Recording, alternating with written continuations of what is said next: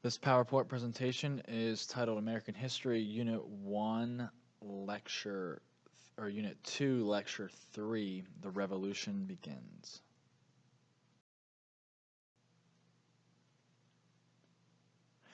So, as we had talked about before, or learned about before, the First Continental Congress was set up. So, what this was, it was a meeting of a group of leading citizens, and they were to discuss the crisis in the colonies. And those crisis in that crisis was the heavy taxing that Great Britain and the Parliament was doing on the colonies.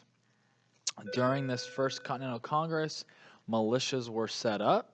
Militias were called citizen soldiers, or it was citizen soldiers, and they were nicknamed the Minutemen because they could be called up to fight in a minute's notice.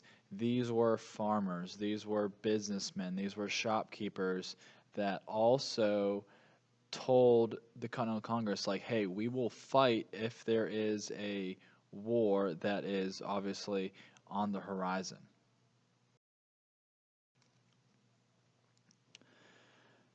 Subsequently, the shot heard around the world. British soldiers in Boston were sent to capture these malicious weapons. So these British soldiers were being quartered, or they were housed up in Boston and Massachusetts, and they heard that these militias were forming, and close to Boston was the two towns of Concord and Lexington. So they decide, the British soldiers or the Redcoats decide that they're going to march to these two towns to take weapons away from these militia. Paul Revere, William Dawes, and Israel Bissell warn the colonists that the Redcoats are coming. They travel through the countryside to warn the colonists. British troops marched to Concord to capture colonial leaders and the ammunition and weapons that were stored there. And then this is where the first two battles of the American Revolution would take place, and they were fought at Lexington and Concord when the American colony militiamen met up with the British forces.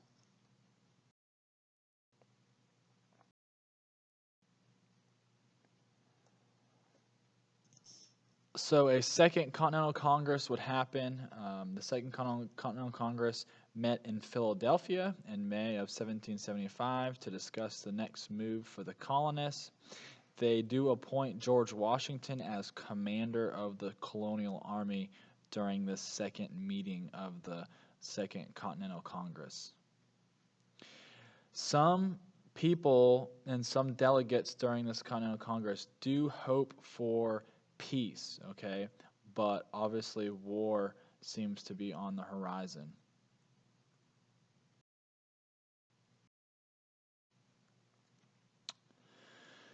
Bunker Hill, John Green talked about Bunker Hill, which was actually wrongfully named. It was actually fought on Breed's Hill. In June 1775, I guess, second or third major battle of the American Revolution happened in Bunker Hill in Boston. The British attempt to regain a hill overlooking the city of Boston. It was the deadliest battle of the war. The colonists do lose the battle, but in the newspapers and word spread across the colonies that the British had difficulty fighting the colonists at the Battle of Bunker Hill. So they kind of turn this into a propaganda victory, or a self-esteem victory. Kind of boosting confidence within the colonies. While this is happening, the Second Continental Congress still holds out that peace might be resolved, or that there might be peace and not war. They send what is known as the Olive Branch Petition to King George, and this piece of paper was a petition to kind of plead or not necessarily beg, but ask King George to end the violence, to stop taxing the colonists. And when the king gets the olive branch petition, he refuses and states that the colonies are in rebellion, or says that the colonies are in rebellion. And remember, if you know anything about an olive branch is a symbol of peace.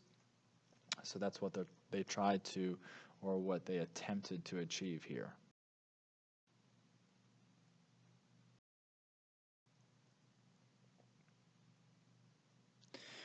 All right, common sense. So, a man by the name of Thomas Paine wrote a series of letters that were printed, and these letters were called Common Sense.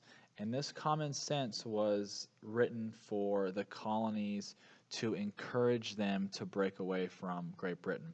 Now, you'll have to understand at this time period, there are a lot of people that are living in the colonies that see themselves as British because they have British backgrounds. They obviously come from Britain. They might have family members over in Britain.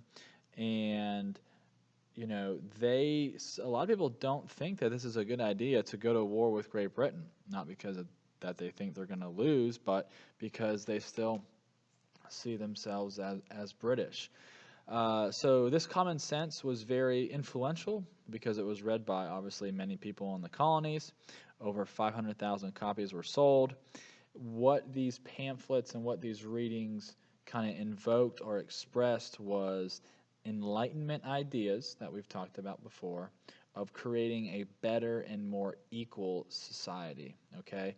Remember, we talked about how the Enlightenment and the Great Awakening spurred people to break away from traditional authority, and that traditional authority is the British government and the British Parliament and the King.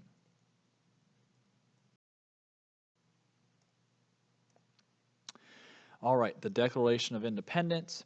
The United States first needed to formally declare independence from Great Britain. Okay, Thomas Jefferson, at the young age of 33, wrote the Declaration of Independence. Jefferson would borrow some ideas from John Locke to say that man has the right to life, liberty, and the pursuit of happiness, says that all men are created equal, and states that governments derive their power from the people they govern. Now, we celebrate our independence on July 4th, and the Declaration of Independence was signed. However, that is not when we obtained independence. The Declaration of Independence was written and signed during the beginning part of the American Revolution. So this document, if we would have lost the war, this document would have meant nothing because Great Britain would have won the war. So, this isn't something that was written at the end of the war or towards the end. This was basically written at the beginning or in the middle. And, the United States, or the colonies at the time, were just stating their declaration. We have come to know it as the July 4th holiday, but you have to understand that, we were not free at this point when it was signed and drafted. We were far from it. We would have to win the war.